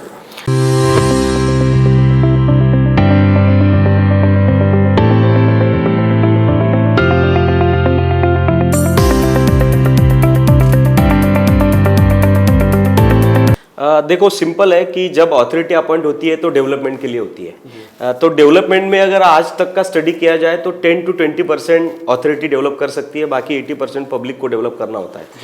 80% में करीबन 30% है इंडिविजुअल पर्सन्स अपना अपना लैंड डेवलप करते हैं, अगर उनके कब्जे में है। अगर वो एक्वायर कर ली तो फिर वो भी 80% अथॉरिटी की जिम्मेदारी बन जाती है। तो यहाँ के जो सब प्रॉब्लम्स है ना, इसके लिए एक ही मुझे सोल्यूशन दिखता है कि जैसा रेरा बना है, पब्लिक की प्रॉब्लम सॉल्व करने के लिए आपने रेरा बना दिया कि मुझे फ्लैट नहीं मिलता, उनकी नस पकड़ो बिल्डर की, बिल्डर को पकड़। तो बिल्डर को तकलीफ है, तो ये बिल्डर को तकलीफ है ऐसा मत समझो, 250 इंडस्ट्री को तकलीफ है, हमारे इकोनॉमी को तकलीफ है। अगर इस पे फोकस किया जाए तो जैसा रेरा है ना, ऐसा बेरा बनाया जाए। बिल्डर एसोसिएशन के लिए कोई अथॉरिटी बनाई जाए कि जो हमारा प्रॉब्लम सॉल्व करे, भले वो भूपेन का नाम आगे आप ले ले या बाविस्कर का ले ले, वो बाविस्कर या भूपेन अथॉरिटी ले लो, लेकिन वो बिल्डर अथॉरिटी करके आप उसको फॉर्मेशन कर दो। वो फॉर्मेशन होने के बाद क्या होगा कि रियल प्रॉब्लम है ना, कंसर्न अथॉरिटी के पास जाएगा। दूसरा बात ऐसा है कि अगर स्टेट गवर्नमेंट ये सब अथॉरिटीज को क्या बोलती है, हम लोग कंप्लेंट लेके जाते हैं, अरे चेक कर लो। चेक करने वाला कौन होता है? जो परमिशन ना बोल रहा है वही चेक करने वाला होता है। तो इसके ऊपर कोई इंडिपेंडेंट अथॉरिटी हो जो हम भी हमारा पक्ष रखे, वो भी उनका पक्ष रखे और प्रॉपर रिजल्ट आ जाए, नहीं तो हमारे ऊपर कंपल्शन हो जाएगा। लेकिन एक बात मैं कहूंगा कि जब से यहाँ पे गगरानी सर थे, बहुत अच्छे डिसीजन लिए, और डॉक्टर संजय मुखर्जी भी आए, इन्होंने भी सब लोगों से डिमांड की कि अरे यहाँ पे डेवलपमेंट के लिए क्या क्या स्कीम्स आ सकती है, सब बिल्डर्स को पूछा, और अभी भी वो इंप्लीमेंट करने की ज्यादा से ज्यादा कोशिश कर रहे हैं, इंफ्रास्ट्रक्चर देने के लिए। क्योंकि पहले देखो, नया कंसेप्ट क्रिएट करना और पुरानी गलतियां दुरुस्त करना इसमें बहुत तकलीफ हो जाती है। तो नया करने के लिए इजी होता है, लेकिन दुरुस्त करने के लिए बहुत तकलीफ हो जाए। आज उनकी तकलीफ ये है कि भाई अरे पुराने स्थिति जो हो चुके हैं उनको कैसे रिपेयर करें अभी, क्योंकि कुछ गवर्नमेंट के रेस्ट्रिक्शंस में नोटिफिकेशन हो जाती है। फॉर एग्जांपल एक टीपी स्कीम बना दी, टीपी स्कीम डिक्लेयर हो गई, अगर मुझे लग रहा है कि टीपी स्कीम नया स्कीम इंप्लीमेंट नहीं हो रही है तो मुझे दूसरी स्कीम लानी चाहिए, लेकिन पहला जो नोटिफिकेशन हो चुका है उसका क्या करें? फिर पब्लिक क्या बोलेगी, यार पहले ही 7 साल चले गए, नया स्कीम आया फिर और 7 साल जाएगा। तो लोग भी डरते हैं, वो खुद भी इंप्लीमेंटेशन को डरते हैं। तो ये सिचुएशन क्रिएट हो गई है। जो एक्टिव पर्सन भी यहाँ पे आ जाता है ना, काम करने वाला, जैसे डॉक्टर संजय मुखर्जी, कुछ उनको हो सके उतनी कोशिश कर रहे हैं। उसके अलावा मैं अभी एक मतलब जस्ट ये प्लेटफॉर्म से एक आइडिया शेयर करना चाहता हूं कि मेन इंफ्रास्ट्रक्चर और लेआउट, आउटर लेआउट, इंटरनल हमारा काम है बिल्डिंग बनाना, लेकिन आउटर लेआउट डेवलप करना बड़े लैंड्स पे, अगर इसमें सिडको अगर सपोर्ट करता है प्राइवेट डेवलपर्स के लैंड्स को कि भाई चलो हम तुम अगर इंफ्रास्ट्रक्चर के पैसे भर देते हो, गारंटी ले लेते हो, तो हम उसको तुम्हारे प्लॉट्स को भी सेल के लिए हेल्प करेंगे, हमारा ब्रांड को सपोर्ट करेंगे, या अलग अलग तरीके से अगर सबको डेवलपर्स की कमिटी को बुला के आइडिया पूछते हैं कि हमको 1 रुपया खर्चा नहीं होना चाहिए, सिडको को भी इनकम आना चाहिए और आपका भी फायदा हो जाए, और दूसरा सबसे इंपॉर्टेंट कि कॉमन मैन को फायदा हो, कॉमन मैन को अपने इंडिविजुअल प्लॉट मिले, जगह मिले, ऐसा कोई रास्ता निकालने की कोशिश जरूर मुझे लगता है दोनों भी, यूडी के सेक्रेटरी भी एक्टिव आए और एमडी भी एक्टिव आए हैं, दोनों ये करेंगे जरूर ये। और आज आपकी जो इंटरव्यू देख के तो जरूर इसका फर्क पड़ेगा, मैं आपको ये देना चाहूंगा। ये अच्छी बात उन्होंने कहा कि मुखर्जी साहब जो आए हैं उन्होंने काफी कुछ नए नए आइडियाज भी लेकर आए हैं। जैसे कि अभी जो प्लॉट्स आ रहे हैं, छोटे छोटे प्लॉट्स भी उन्होंने काफी निकाले हैं।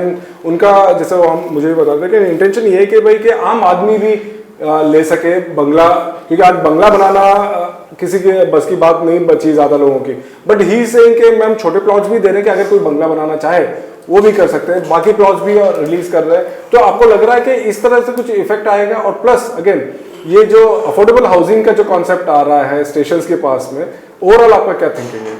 देखो, आपने 2 चीजें जो बोली है जी। एक जो अभी संजय मुखर्जी साहब आए हैं उसमें तो 2 राय नहीं है, वो कुछ करना चाहते हैं, लेकिन जैसे बाईस का बैकलॉग इतना है, आगे का बैकलॉग कि जैसे इन्होंने बताया कि टीपीएस 1, 2, 3, इसी के बारे में रिसेंटली मेरी डिस्कशन हो गई। तो इसके अंदर जब भाटिया साहब थे तब से हमारे मतलब 2014-15 से, थोड़ा मैं आपका समय लूंगा, तो आपका समय लेना चाहता हूँ इस सब्जेक्ट के बारे में, क्योंकि ये जब भी 2005-6 में अपने एयरपोर्ट की जब भी परमिशन मिली तो उसके अंदर एक एक्ट था, जब भी आपको एनओसी मिली ये एनवायरमेंटल 5 और 6 का, ये अपने पास एनओसी पड़ा है, सिडको को मिला था उस टाइम पे, कि जो एयरपोर्ट की परमिशन के आजू बाजू का 15 किलोमीटर का एरिया वो कोई भी अथॉरिटी आनी चाहिए, ऐसा उसके अंदर कंडीशन नहीं। फिर चाहे सिडको आवे, चाहे एमएसआरडीसी आवे या एमएमआरडीआर, जिसके पास में खुद का इंफ्रास्ट्रक्चर हो, इंजीनियरिंग हो, सिटी डिजाइन रहे या हर चीज मतलब प्लानर रहे, उस टाइप का जिसके पास इंफ्रास्ट्रक्चर हो, तो ऐसा इंफ्रास्ट्रक्चर तो सिडको के पास है, एमएसआरडीसी के साथ है, एमएमआरडी के पास है, रमाडा के पास है। ये 3 अथॉरिटी में से कोई तो अथॉरिटी आएगी, और हो सकता है 80% to 90% सिडको को ही आएगी, क्योंकि वो लोकल है और वो एयरपोर्ट भी उसके अंदर है। तो ये सब आने के बाद भी उसको जब 5 और 6 फिर 11-12 में देखो, 11-12 के अंदर ये नैना का नोटिफिकेशन आ गया, जिसके अंदर 96 गांव बताए गए वगैरह, फिर उसकी स्कीम बनाने लगे। तो पहले 60-40 की स्कीम आई, 60% लैंडलॉर्ड का, 40% ये, तो 15% उसके अंदर इंफ्रास्ट्रक्चर के लिए ग्रोथ सेंटर रखा गया, और 25% पब्लिक एमिनिटीज के लिए, रोड के लिए, स्कूल्स, कॉलेज वगैरह वगैरह, जो सिटी का डेवलपमेंट इस गुड है, कोई उसमें प्रॉब्लम नहीं थी। और जो 40% आप दे रहे हो उसकी एफएस आपको लोड करनी थी, 1 जो आपका होता है 0.5 का, वो आपको डेवलप करनी थी। उसमें भी क्या तकलीफ रहती, अप्रोच और तुमको लेके आने का, समझो आजू बाजू में तुम्हारा 10 एकड़ है, 20 एकड़ है, 25 एकड़ है, 30 एकड़, ओके, वो एक प्रैक्टिकल रास्ता हो सकता है कि समझो कर्ण ली, प्रकाश ने ली, मैंने ली, ऐसे हम लोग ने 4 जने लिए जगह, हम लोग इकट्ठा होके आ जाएंगे भाई, अप्रोच रोड दो, तो उसके बाद में वो अप्रोच रोड बनाने का करने का वो तो सिडको अथॉरिटी का काम है ना जी। बिल्कुल, अगर वो भी बोलेगा तुम करके लेके आओ, रोड भी तुम बना के लेके आ जाओ, तो फिर वो जो भिवंडी, भाईंदर, 21 सदी छोड़ दे या डोंगली, कल्याण जो डेवलपमेंट हुआ वैसे डेवलपमेंट होगा। और उसके बाद में क्या होगा, उसके बाद में हमने खरीदनी करना बंद किया। 60-40 स्कीम आई 2014-15 में, 60-40 स्कीम आई। अभी 60-40 में क्या है, देखो कितना अनप्रैक्टिकल है कि उसके अंदर क्या है, 40% लैंड देके जिसके अंदर 60% का तुम एफएसआई चढ़ा दो, मतलब डाई एफएसआई। अभी डाई एफएसआई के अंदर मिनिमम मुझे 40% लैंड के अंदर जाना है, तो मेरे को जाना पड़ेगा 25 वाला, 22 वाला, 45 उतना मेरे को जाना पड़ेगा। अभी वो जाने पड़ेगा तो मेरा प्रोजेक्ट 5 साल या 6 साल या 7 साल चलेगा। जैसे आप खारघर में कितने प्रोजेक्ट 10-10, 12-12, 15-15 साल से चले हैं, लेकिन अभी तक पोजीशन नहीं दे पाए। वो प्रैक्टिकल नहीं है, उस सिटी का डेवलपमेंट नहीं हो सकता है। तो वैसे हम बना देने का, एक तरफ गवर्नमेंट की पॉलिसी का अफोर्डेबल दो, राइट है। अभी सिटी के अंदर तुम अफोर्डेबल देते हो तो हम लोग तो अफोर्डेबल प्रोवाइड करने को तैयार है कि इसमें तुमको कितना अफोर्डेबल चाहिए, 5 लाख चाहिए, 10 लाख घर चाहिए, 20 लाख घर चाहिए। तो ये जो डेवलपमेंट अफोर्डेबल के आना चाहिए, जो आपके दूसरी चीज का मैं जवाब दे रहा हूँ, जो आपने स्टेशन के आजू बाजू का जो वगैरह बताया, खैर उसका तो जो अथॉरिटी है, तो अथॉरिटी के ऊपर तो हम नहीं है। अथॉरिटी ने जो डिसीजन लगा उसका हम लोग क्या करते हैं, मौन कर सकते हैं या विरोध कर सकते हैं, ना तो नहीं बोल सकते। लेकिन नैना में जहाँ पे प्राइवेट जमीन है, वहां पे 10 लाख घर या 15 लाख घर बनाने का स्कोप था, वो छोड़ के जो यहाँ पे बनाया, उसके बारे में ये जो आम पब्लिक है नवी मुंबई का, उनका विरोध है। कोई भी डेवलपमेंट में होता है उसके लिए बिल्डर का विरोध होना ही नहीं। और मेरा पूछना पर्सनल इंडिविजुअल तो विरोध है ही नहीं कि भाई चलो गरीब लोग को इस बार में घर मिले। दूसरा जो आपका कहना था कि ये जो अभी एमडी साहब आए, उन्होंने छोटे वाले को बंगले मिलना, ये मिलना, रियली गुड कंसेप्ट। ये आज से 30 साल 40 साल पहले 200 मीटर 300 मीटर 100 मीटर के प्लॉट वगैरह वगैरह टेंडर निकलते थे, वो 100 भी नहीं निकल रहा है। तो ये तो वेरी गुड स्कीम कि छोटा आदमी कोठी कोठी बोलते हैं, जिसको दिल्ली इधर उधर सबको जाए, तो किसको फ्लैट पसंद नहीं है, दिल्ली में जाएंगे, हैदराबाद जाएंगे, बाकी सब सिटी में जाएंगे तो अपना खुद का बंगला न्यारा है। जो पिक्चर का गाना है, एक बंगला बने न्यारा, यहाँ पे फ्लैट बने न्यारा है। तो वो अगर समझो 40 मीटर 50 मीटर तो ऑलरेडी 12.5% में मिलता है। अभी वो लोग की जो रिक्वायरमेंट है, वो जो सिडको का 12.5%, 40 मीटर 100 मीटर 200 मीटर 300 मीटर वो तो पूरी कर रहे हैं। एडिशनल अगर नोडल में लेते हो तो उसमें कोई गलत नहीं है। छोटा आदमी का भी एक बंगला होना चाहिए, जैसे हर चीज सिटी के अंदर चाहिए तो ये होना चाहिए, तो उसमें तो कोई मुझे तो गलत नहीं दिख रहा। बारिस्टर साहब, आपके पेट प्रोजेक्ट पे आएंगे, जो भूपेन भाई ने भी अभी बात किया कि हम अफोर्डेबल हाउसिंग की बात करें। नवी मुंबई सैचुरेट हो गया है, यहाँ पर आप बोलोगे कि मुझे सस्ते में घर चाहिए, पॉसिबल नहीं है।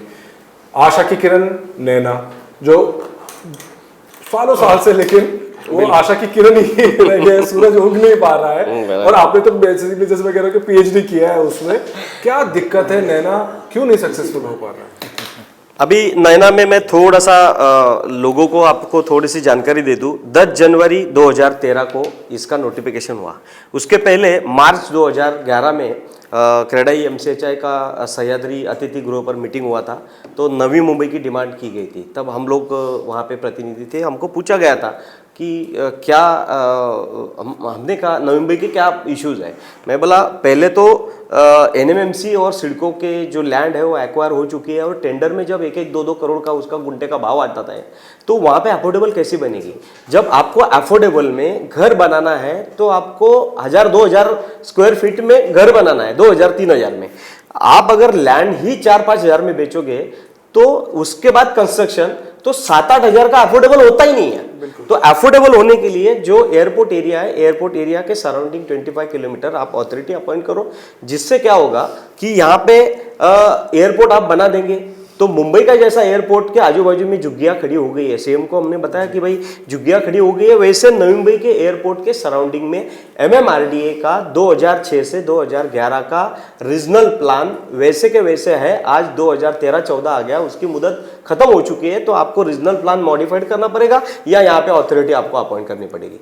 तो जब आपने क्योंकि इसका रीजन था कि वहां पे पूरे सराउंडिंग में ग्रीन 2 जोन था, G1 G2, और जो को डेवलपेबल था वो सिर्फ 5-10% का लैंड थी। तो उससे क्या होता है कि वहां पे जिस एयरपोर्ट डेवलप होने के बाद आजू बाजू के जमीन को अनऑथराइज डेवलपमेंट चालू हो जाता है, फिर झुग्गियां, एनक्रोचमेंट चालू होता है, फिर परमिशन अगर G2 में आप नहीं दोगे तो एनक्रोचमेंट चालू होगा, अनाधिकृत बांधकाम होगा। तो आप अगर डीपी बनाते हैं तो एक प्रोजेक्शन होता है कि ऐसे बनाना है। लेकिन सिडको ने क्या किया, सिडको ने जो प्लान डिक्लेयर किया तो 4000 डेवलपर्स ने और गांव वालों ने सबने मिलके इस पे ऑब्जेक्शन लिया कि तुम लोग जो डेवलप कर रहे हो वो गलत तरीका है, कि ऐसे डेवलप नहीं हो सकता, ये प्लान ही गलत है। 2311 रुपया डेवलपमेंट चार्ज और 500 रुपया अदर मिलकर 2811 रुपया, जहां पे 50 लाख रुपए की जमीन है वहां पे आप उतने रेट पे नहीं कर सकेंगे। तो आप इसको प्रॉपरली आर जोन के मोड में जाके इंफ्रास्ट्रक्चर कम करो, लेआउट बना के लोगों को दे दो। तो इन्होंने नहीं सुना सिडको ने, तो सिडको ने नहीं सुना, तो यहाँ पे नैना स्कीम इंट्रोड्यूस की गई। तो नैना स्कीम इंट्रोड्यूस होने की वजह से क्या हो गया, आज 7 साल हो गया। 7 साल में आप बताइए कि सिडको ने जो इंट्रोड्यूस की हुई स्कीम थी 60-40 की, क्या एक भी आदमी आपको मिला? जब आज 7 साल में ये तो प्रूव हो गया कि आपकी स्कीम चली नहीं, नैना स्कीम। तो हमने रिक्वेस्ट किया, वहां पे नितिन करीर साहब थे, बहुत उन्होंने हेल्प किया। प्राजक्ता लवंगारे मैडम थी और मैं 30 जनवरी 2018 में उनको उधर मिला था। तो उन्होंने सर ने बोला कि यहाँ पे टीपी स्कीम इंप्लीमेंट हो सकती है, ना कि नैना स्कीम, क्योंकि इंफ्रास्ट्रक्चर खुद लोग नहीं बनाएंगे, लोग इकट्ठा नहीं आएंगे। यहाँ पे घर में बंटवारा होता है तो 2 भाई आपस में नहीं सुनते हैं, तो आपके लिए इतने एक साथ नहीं आ सकते खुद करके। तो आप इसको टीपी स्कीम कर दीजिए, जो लोग आते हैं तो आप डेवलप इंफ्रास्ट्रक्चर करो, लोगों को रेडी दो। लेकिन उसमें भी क्या हुआ कि उसमें ऐसा है कि टाउन प्लानिंग एक्ट में प्रोविजन है कि कम से कम आपको 60% जमीन मिलनी चाहिए, लेकिन यहाँ पे उल्टा किया गया कि 40% दी गई। तो 40% की वजह से क्या हो गया, जैसा उन्होंने बोला कि 2.5 FSI तो 45-47 माला। अगेन क्या हो गया, लैंड हमारे पास होके भी जो ये था अफोर्डेबल का सपना निकल गया। अफोर्डेबल का सपना सक्सेस करने के लिए लैंड कॉस्ट सस्ती होनी चाहिए, लोगों को मुबा देनी चाहिए, उनको परमिशन देनी चाहिए। तो परमिशन जब देते, अभी नवीन भाई का अगर आप करते हैं या सिडको में टेंडर प्लॉट उन्होंने निकाला, तो उससे क्या है कि आज तुम्हारा प्लॉट खुद ही 1 करोड़ 2 करोड़ में बिकता है गुंटे में, तो 2 करोड़ के पैसे ले लीजिए। नैना में आपको लैंड मिली हुई है, पनवेल का एरिया डेवलपमेंट है, तो वहां पे आप बनाइए, ये करोड़ों रुपया वहां पे अगर आप डालेंगे तो एकदम सस्ते में लोगों को घर मिलेगा।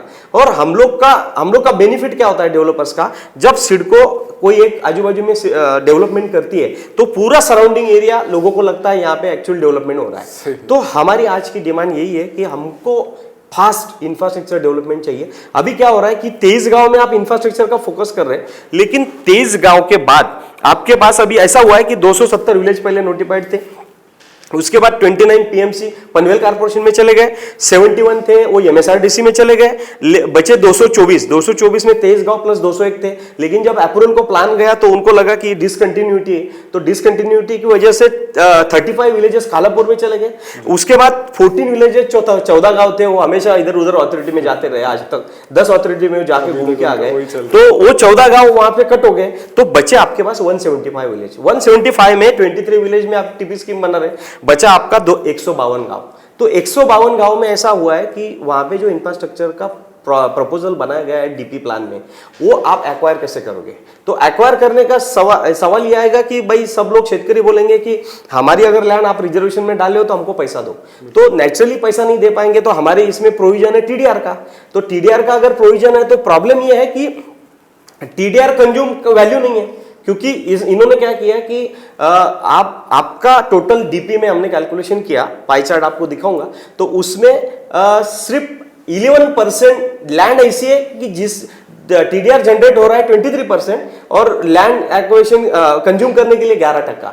तो ये रेशियो नहीं बैठ पा रहा है। तो बेसिकली हमारा उसमें ये डिमांड है कि एलडीजेड का जो 36% एरिया है, वो 36% एरिया पे इसको 0.2 दिया है आपने एफएसआई, तो उसको 0.5 करके ये टीडीआर वहां कंज्यूम करो, आपकी लैंड एक्विजिशन फ्री हो जाएगी और एलडीजेड में भी डेवलपमेंट चालू हो जाएगा। आपने लिमिटेड डेवलपमेंट जोन उसको बोला है, लिमिटेड मतलब 0.2 लिमिटेड नहीं हो सकता, फिजिबल ही नहीं होगा। और दूसरा एक लास्ट मैं बता रहा हूँ कि आज मंत्रालय से लेकर सब ऑफिसर लोग हैं, सब गवर्नमेंट के ऑफिसर है, आप हम जैसे हैं, और बहुत लोग गांव से आए हुए हैं, उनके माँ बाप गांव में रहते हैं और वो यहाँ रहते हैं, और माँ बाप का कहना रहता है हमको फ्लैट में नहीं रहना है, हमको आजू बाजू में झाड़ चाहिए, बंगलों में रहना है। तो अगर सिडको के पास करीबन 152 गांव है, 175 गांव है, तो 175 गांव में आप अगर 0.5 एलडीजेड में परमिशन दे देते हैं और लेआउट अलाउ कर देते हैं, तो ये लोग अपना अपना घर बना पाएंगे। अगर आपको डेवलपमेंट फास्ट हो जाएगा, शुरुआत में तो आप बंगले देते हैं, बाद में एफएसआई बढ़ा के, जैसे नवी मुंबई का इशू है टीडीआर का, यूडीसीआर का,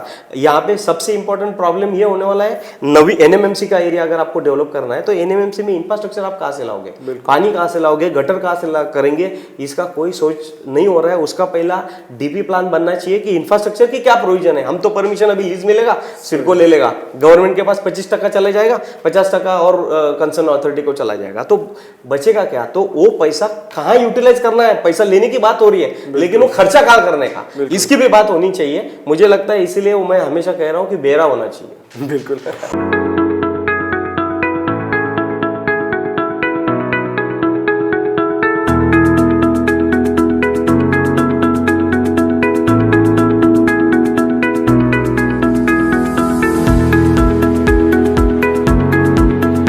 और करण, ये जो जिस तरह से इन्होंने बताया है कि नैना एक बहुत बड़ी अपॉर्चुनिटी है, अफोर्डेबल हाउसिंग हम कहते हैं, बट सपना ही बना हुआ है और काफ़ी डेवलपर्स ने अभी तक हाथ तक नहीं डाला है। अभी आपके प्रोजेक्ट्स कई जगहों पे चल रहे हैं, लेकिन मेरे ख्याल से आप नैना में अभी तक नहीं गए। जी नहीं सर। तो यही रीज़न है कि इतने ज़्यादा कॉम्प्लिकेशंस हैं अभी वहाँ पे। Sir to be very honest, मेरा ओपिनियन नैना पे कुछ इतना वैलिड नहीं होगा, बिकॉज मैंने आज तक नैना में कुछ काम नहीं किया है। बट येस, दूर रहने का रीज़न नैना से एक ये जो हमने जनरली एक सेंसिंग एक फीलर लिया है मार्केट से, that there have been delays in CC, there have been delays in infrastructure, और प्लानिंग में बहुत ज़्यादा डिलेज रहे हैं, एग्जीक्यूशन काम शुरुआत तक नहीं पहुंच पा रहा है। So that was one of the reasons where the reason we have stayed away from Naina. But as such, for me to give any opinion on Naina or any view on Naina would not be justified and fair right now. Bhupen भाई, आप बार बार बोलते हैं कि affordable housing है, नैना ही एक solution है। अब और आप लोग BNM के थ्रू भी आप लोगों की मीटिंग्स होती है, जैसे उन्होंने भी कर रहे हैं, क्या थिंकिंग है जो ये प्रैक्टिकलिटीज पे नहीं आ पा रहे हैं सिडको? देखो मैं बताऊं, अभी आपने BNM का नाम ही ले लिया और उन्होंने MCH का डील लिया। बट सभी ऑर्गेनाइजेशन मैं MC से BNM नहीं कर रहा हूँ। तो अभी मैं आपको खुलासा कर दूं कि आज अपन ये डिबेट के अंदर बैठे हैं या तो अपन ये कोई डिस्कशन वगैरह करने को बैठे हैं, तो जो इन्होंने बोला भाविस्कर जी ने, तो ये जब ये जो 40% और 60% का जब करी सबके पास इन्होंने बोला ये एडिट कमेटी किया वगैरह वगैरह वगैरह, लेकिन ये जो 40% का फर्स्ट जो लेटर दे दिया MCHI रायगढ़ ने पहला लेटर दे दिया हमको 40% चलेगा, जिसके अंदर मैं नाम देके बोल रहा हूँ, ये MCHI का लेटर है जो ऑन रिकॉर्ड है, और हमने BNM के मेंबरों ने सभी ने ऑब्जेक्शन लिया, क्यों? ये प्रैक्टिकल नहीं है। और आज की तारीख में BNM ने उनको प्रपोजल दिया हुआ है कि गुजरात मॉडल लेके आओ, जिसके अंदर 50-50, देखो हाँ ये बहुत इंपॉर्टेंट है नवी मुंबई के डेवलपमेंट के बारे में, और ये पूरा इतिहास नवी मुंबई का चेंज कर सकते हैं, चाहे वो अफोर्डेबल रहे या मिडिल सेगमेंट रहे या हर एक चीज रहे, ठीक है? तो उसके अंदर कैसा 50-50 और no maintenance charge, no development charge, जो गुजरात के अंदर ऑलरेडी है। इसकी स्टडी के लिए लवंगरे मैडम, वेणुगोपाल जी और पूरी टीम 2 या 3 बार गए, बुक लेके आ गए, लेकिन उसकी इम्प्लीमेंटेशन नहीं हुई। क्यों नहीं हो रही? वही मैं समझना चाह रहा हूँ, क्या यही तो क्योंकि उन्होंने स्कीम 1 का जैसे इन्होंने बताया, उन्होंने नोटिफिकेशन निकाल दिया, 2 का निकाल दिया, 3 का निकाल दिया, उसके बाद लेके 4 से लेके 11 तक अभी मुखर्जी साहब ने रुकाया हुआ है, और उन्होंने अभी प्रपोजल मांगा कि ये क्या है, तो अभी जाके लेटेस्ट 2 दिन या 3 दिन पहले उनको हमने बताया ये स्कीम है, इसमें क्या हो जाएगा। जो सिडको का ग्रोथ है, इंफ्रास्ट्रक्चर होना जरूरी है, तो इंफ्रास्ट्रक्चर होना जरूरी है तो सिडको को पैसा आना भी जरूरी है। तो 15% जो है, जो 15% ग्रोथ एरिया रखा है, उसके अंदर उन्होंने रेट क्या पकड़ा मालूम है? 10,000 रुपये या 15,000। हालांकि जमीन लेने को जाओ तो उधर 25,000 रुपये है मीटर, और उन्होंने ये पकड़ा है, तो बोला जो आपका 15% ग्रोथ एरिया है ना, आप BNM को पूरा दे दो, आपको चाहिए तो हम बैंक टाइप दे देते हैं, जैसे आप हमको पोजीशन देते जाओ हम आपको जमीन देते जाएंगे, ठीक है? उसके अंदर भी अभी मुझे नहीं मालूम था ये टॉपिक था, नैना का था, नहीं तो विथ आपको आंकड़े के साथ मैं बताऊंगा, क्योंकि पर हेक्टर सिडको को खर्चा आ रहा है total with metro, road facility ये सब पकड़ के पर हेक्टर 4 करोड़ 38 लाख का खर्चा आ रहा है। और TPS 1 स्कीम है या TPS 1 स्कीम के अंदर, TPS स्कीम बोलेगा तो क्या, नो प्रॉफिट नो लॉस, और TPS में जबरदस्ती जगह नहीं है। जैसे इधर 22.5% का भी क्या था, जबरदस्ती जगह नहीं पाएगा, तो जबरदस्ती जगह लेना नोटिफिकेशन उसकी प्रोसीजर अलग है, 22.5% की प्रोसीजर अलग है। नैना में जो होती है उसकी प्रोसीजर होती है पूरी रेवेन्यू डिपार्टमेंट से, लेकिन अलग अलग रहती है। तो अभी वो कुछ प्रैक्टिकल करके रास्ता निकाल रहे हैं, और मुझे आशा है कि 1 या 2 महीने में उसका रास्ता निकलेगा जिसके अंदर 50-50 में आ जाएगा, 15% जो ग्रोथ है ये आ जाएगा। आज कम से कम सिडको में कौन सी जमीन 50,000 रुपये मीटर नीचू जमीन है? अभी उनको जो प्रपोजल दिया उसमें नो प्रॉफिट नो लॉस का टीपीएस का दिया है, उसके अंदर ये भाव क्या पकड़ा मालूम? खाली 25,000 रुपये मीटर, और 25,000 में पर मीटर में मेरे बीएनएम के मेंबर लोग खरीदेंगे वो जमीन और उनको प्री बुकिंग करके ले लेंगे लाइन में, मेरे को इतना मीटर, मेरे को इतना मीटर, मेरे को इतना मीटर, चाहे तो हम 10% ईएमडी भी दे देंगे, हम 10% ईएमडी देंगे। तो इतना फ्यूचर बढ़ा है, इतना बड़ा, क्योंकि जिस टाइम पे ये नैना अगर फुल ग्रोथ में चालू हो जाएगा तो आपको मालूम है रियल एस्टेट में एक बहुत बड़ा चेंजेस आ जाएगा। क्योंकि जो नैना का प्लान तो किया तुमने, मेट्रो का कर दिया, बड़े रोड का कर दिया, साइड पे कर दिया, और सबसे बड़ा नसीब वाले नवी मुंबई वाले हैं। क्यों? देखो यहाँ से फ्रेट कॉरिडोर जा रहा है, कहाँ से जा रहा है? नवी मुंबई से जा रहा है, जेएनपीटी से। विरार अलीबाग रोड बन रहा है, उसको नवी उनको बड़ा बेनिफिट है। वाटर ट्रांसपोर्ट बोलो, एयरपोर्ट बोलो, रोड की कनेक्टिविटी बोलो, सी लिंक बोलो, हमारे पास इतना सब अपॉर्चुनिटी है। लेकिन नैना का गलत डिसीजन की वजह से, 40-60 की वजह से अगर इसको प्रैक्टिकल रह के किया तो नवी मुंबई का नैना नंबर 1 के ऊपर डेवलपमेंट में रहेगा रेसिडेंस के एरिया से। आधी मुंबई खाली होके इधर आ जाएगी, फिर आपका थाना खाली होके आ जाएगा, कल्याण, डोंबिवली, बदलापुर, कर्जत तक का, और वेस्टर्न सबब में पालघर और बोईसर तक का पूरा खाली करके नवी मुंबई नैना में सब रहने को आ जाएंगे। वहां की प्रॉपर्टी का भाव आधा हो जाएगा। वहां पे अगर समझो 5,000 का रेट है तो यहाँ पे 2,500-3,000 या 4,000 में मैं फ्लैट दे सकता हूँ। ये मैं प्रैक्टिकल और मेरी जिम्मेदारी से बात कर रहा हूँ, क्योंकि हम लोग ये लाइन के अंदर इतना साल से तजुर्बा है। क्योंकि मैं 88 से नवी मुंबई को ग्रो होकर देखता हूँ, मैं 88 में आया हूँ, वहां से ग्रो होकर देखा। जैसे कैप्टन साहब ने बोला, मैं स्टार्टिंग में आया था, थाना से घूम के आए थे पहले, मैंने तो थाना का नसीब में नहीं हुआ, यहाँ से आया और यहाँ से आया है, तो मेरे तो नसीब में वो घूम के वाला नहीं हुआ। लेकिन कहानी सुनी है कि जिसको भी नवी मुंबई आना था पहले, तो वो पूरा बॉम्बे से आएंगे, चेंबूर हो गए वगैरह, थाना से जाके ईस्टर्न से ये, फिर थाना से आके इधर आएंगे, फिर बेलापुर पहुंचते थे, और बेलापुर उसका मेन सेंटर था। नवी मुंबई का जो सेंटर बोला जाता था बेलापुर पूरा था। और आगे का जो है ना, तो नैना पे सिडको को फोकस करना चाहिए, जहाँ पे अफोर्डेबल मिल सकता है, जो गवर्नमेंट की रिक्वायरमेंट भी है, गरीब लोगों की भी रिक्वायरमेंट है। और एक झुग्गी झुप्पिया जो बॉम्बे में वर्टिकल झोपड़पट्टी बना रहा है, यहाँ पे हॉरिजॉन्टल बन जाएगी। बिल्कुल, बहुत अच्छा पॉजिटिव कंक्लूडिंग रिमार्क्स आपसे आ गए भूपेन भाई। करण, आपसे कंक्लूडिंग रिमार्क्स के जिस तरह से बोल रहे हैं नैना एक बहुत अच्छा एक अपॉर्चुनिटी है, ओवरऑल आपके कंक्लूडिंग रिमार्क्स क्या है कि क्या आगे next? Sir, very simple concluding remark तो यही रहेगा that Navi Mumbai is among the best plan cities in entire nation, उसमें कोई दो राहें नहीं है। तो जैसा छोटी छोटी बातों को will put together, and from what my conclusion will be कि दैट अगर हम इंफ्रास्ट्रक्चर पे जो बैकलॉग है उस पर अगर हम कंसंट्रेट करें, एंड अगर हम आगे की डेवलपमेंट्स के लिए, आगे की परमिशंस के लिए चीज़ों को स्ट्रीमलाइन करें, we make as many single window permissions as possible.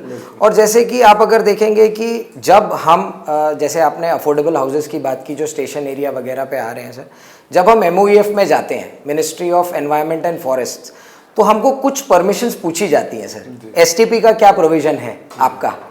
Disaster management plan क्या है, that in case of an earthquake आप क्या करेंगे, कैसे बाहर निकलेंगे? ट्रैफिक मैनेजमेंट आपका क्या है? तो ये अफोर्डेबल हाउसेज जो आप प्लान कर रहे हैं सर, इसका इंफ्रा की क्या स्टडी है, ये एक पब्लिक डोमेन में प्रेजेंट की जानी चाहिए। दैट इज माय सिंपल, ये मेरा सिंपल प्रस्ताव है कि eight the end of the day sir, जब प्राइवेट डेवलपर को ये सब सवाल पूछे जाते हैं तो मैं, आप ये चीज़ समझिए, मैं एक डेवलपर के तरफ से नहीं, मैं एक BNM MCHI, मैं एक नवी मुंबई के रेसिडेंट के हिसाब से ये सवाल उठा रहा हूं। बिल्कुल, बहुत वैलिड सवाल है कि भाई आप कैसे करेंगे कि ऑलरेडी इतने स्ट्रेन है इंफ्रास्ट्रक्चर पे यहाँ पे। भाविस्कर साहब, आपके कंक्लूडिंग रिमार्क्स? मेरा कंक्लूडिंग रिमार्क्स यही रहेगा, मैं सभी प्रेक्षकों को यही बोलूँगा कि पूरे इंडिया के अंदर, जैसा उन्होंने कहा कि इतनी प्रॉपर डेवलप सिटी, इसकी क्रेडिट सिडको को तो है ही है, उसमें कोई दो राय नहीं, NMMC को है, सब अथॉरिटीज़ को है। लेकिन बच्चा अगर रोएगा नहीं तो उसको माँ भी दूध नहीं पिलाती है, तो हम लोग और रोने की कोशिश कर रहे हैं कि फास्ट डेवलपमेंट हो जाए। और ये हमारी प्रॉब्लम नहीं है, सबसे इम्पोर्टेंट ये समझना गलत है कि डेवलपर की प्रॉब्लम है। जो लोगों को घर चाहिए, हम लोग मीडिएटर हैं, उनकी प्रॉब्लम हमारी तरफ से हम इंट्रोड्यूस कर रहे हैं। तो ज़्यादा से ज़्यादा लोगों को घर चाहिए, अफोर्डेबल घर चाहिए, और जो लोगों ने घर लिया है उनका ग्रोथ होना चाहिए। मैंने 10 लाख का घर लिया, मुझे अभी पहले हमने 4-4 लाख में घर बेचा, आज वो 50 लाख में वो लोग घर वही घर वो रिसेल करते हैं, तो उनको कितना बड़ा ग्रोथ हुआ। जो लोग घर ले रहे हैं उनको ग्रोथ, इन्वेस्टर यहाँ पे अट्रैक्ट होने चाहिए। यहाँ पे मल्टी मॉडल कॉरिडोर आ रहा है, यहाँ पे आपको मालूम होगा कि विरार अलीबाग का जो कॉरिडोर है उसके साथ साथ बदलापुर स्टेशन हमसे डायरेक्ट कनेक्ट किया जा रहा है, जो हमारा वांगनी प्रोजेक्ट आ रहा है ये पनवेल साइड का। तो इधर से सिर्फ 5 किलोमीटर्स बदलापुर स्टेशन है हमारे स्पॉट से, तो इतना नजदीक हो रहा है। तो वडोदरा एक्सप्रेसवे हमारे बॉर्डर से गया हुआ है और उसका 1800 करोड़ का टेंडर निकल चुका है, ऑनलाइन आप देख सकते हो। तो इतनी बड़े पैमाने पे इतनी डेवलपमेंट हो रही है। देन एयरपोर्ट का नाम आज जो तरीके से फोकस हो गया पूरे इंडिया में कि यहाँ पे एयरपोर्ट आ रहा है, तो लोगों ने करोड़ों रुपए का इन्वेस्टमेंट यहाँ पे डाल दिया है। जो लोगों ने करोड़ों का इन्वेस्टमेंट डाला वो सबसे पहले हमें डेवलपर्स को पूछते हैं, भाई यहाँ पे पैसा डालू क्या? तो पैसा डालने के लिए हम लोग उनको लेके आते हैं, भाई यहाँ पे सिडको है, यहाँ पे एनएमएमसी है, यहाँ पे नैना है, ये बड़े बड़े सपने उनको दिखाते हैं। तो ये सपने का कंप्लायंस तो अथॉरिटी को करना है, लेकिन उन्होंने दिखाए हुए सपने हम ट्रांसफर करते हैं इन्वेस्टर को, तो वो अगर इंप्लीमेंट नहीं होते तो वो हमें पूछते हैं वहां से फोन करके, क्या हो गया, तू तो बड़ा बात किया था। तो हम लोग इनके नाम से रोएंगे नहीं तो सोल्यूशन कहाँ निकलेगा? तो इसलिए हम रो रहे हैं। तो अथॉरिटीज को रिक्वेस्ट है कि बस हमको बुला के हमारे प्रॉब्लम सॉल्व कीजिए, हम सबको ये नवी मुंबई डेवलप करना है बस। और हो गई है, और जितने ज्यादा से ज्यादा इन्वेस्टर यहाँ पे प्रोजेक्ट चालू है वो रेरा रजिस्टर होंगे। मैं रेरा का कंसिलेटर करके बोल रहा हूँ, ऐसे लोगों के पास, प्रेक्षकों को कह रहा हूँ कि ऐसे लोगों के पास आप इन्वेस्टमेंट मत करो, फिर आप बदनाम मत करो कि डेवलपर नालायक है करके। तो आप उसी जगह पे इन्वेस्टमेंट करो जो रेरा रजिस्टर है, जहाँ पे रेरा का नाम है। बस यही मैं कहूँगा। कैप्टन, जैसे बालकर साहब ने भी कहा कि अल्टीमेटली वो हम कॉमन मैन के लिए ही लड़ रहे हैं। Common as a common man, Navi Mumbai के बारे में आप फाइनली कंक्लूडिंग रिमार्क्स करें। वेल, कॉमन मैन इतना सब रूल्स रेगुलेशन नहीं समझेगा, वो सहज सीधा नजर से ही दिखता है। कॉमन मैन चाहते हैं कि नवी मुंबई को और 21st सेंचुरी से भी आगे बढ़ाए, लेकिन एडमिनिस्ट्रेशन अथॉरिटीज को उनका रिस्पॉन्सिबिलिटी है कि ये शो बिजनेस, ओवर इम्प्रेसिंग और सिस्टम को ट्रांसपेरेंट वे में एक ऑनेस्टी और सिंसियरिटी लगा के अगर करे, और प्राइवेट सेक्टर का जो बिल्डर्स डेवलपर्स है उनका अगर हेल्प कर सके, तो definitely common man will be happy and will be very happy to have a most, we will be very proud of Navi Mumbai. Highest structural value, 50 plus amenities, prime location, and this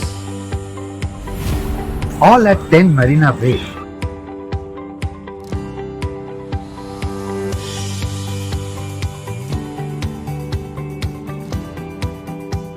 So why settle for something less? Live life limitless. Sir, yes sir, मैं एक ही बात कहूंगा छोटी सी, कि अगर आपको नैना के पूरे एरिया में आपकी लैंड का सर्वे नंबर का जोन क्या है, उसको क्या यूटिलाइज हो सकता है, आपके मोबाइल पे देखना होगा। तो हमने ऐप डेवलप किया है, उसको जरूर डाउनलोड करके आप देख लीजिए, आपकी लैंड का यूज समझ जाएगा कि आपकी लैंड क्या यूज की है। बिल्कुल बिल्कुल। तो कुल मिलाकर बात तो यही आ रही है कि नवी मुंबई चल तो रही है बहुत सही डायरेक्शन में, फंडामेंटल्स यहाँ पे बहुत स्ट्रांग है हमारे यहाँ पे, जो हमें नेक्स्ट लेवल के प्रोग्रेस पे ले जा सकती है। लेकिन दिक्कत आ रही है इम्प्लीमेंटेशन पे, कोऑर्डिनेशन पे, और जिस तरह से आज ये हार्टफेल्ट मुझे कहना चाहिए कि जो बातें आई हैं सामने, वो जेन्युइन फीलिंग्स आई हैं कि भाई हम भी अच्छा करना चाहते हैं, आप भी अच्छा करना चाहते हैं, बट एक ज़रूरत है कि एक मिलकर काम करें और प्रैक्टिकली काम करें, जो प्रैक्टिकल सॉल्यूशंस है उसमें आए। अनाउंसमेंट्स बहुत हो गई हैं, अब इम्प्लीमेंटेशन का वक्त है। आप सभी का बहुत बहुत शुक्रिया, आपने अपना कीमती वक्त हमें दिया, और इसी उम्मीद के साथ के सिडको और बाकी planning authorities and of course particularly CIDCO, क्योंकि उनका बहुत बड़ा रोल है, ये पॉइंट्स को कंसीडर करें। नए एमडी साहब भी आए हैं, hopefully he will be very positively reacting to this, और इसी उम्मीद के साथ कि अल्टीमेटली आम आदमी का नवी मुंबई में फ़ायदा हो और नवी मुंबई और आगे बढ़े। बहुत बहुत शुक्रिया आप सबका फिर एक बार आवाज़ पे चर्चा पे। इस हफ्ते से इतना ही, अगले हफ्ते नए मेहमान के साथ। नमस्कार, थैंक यू।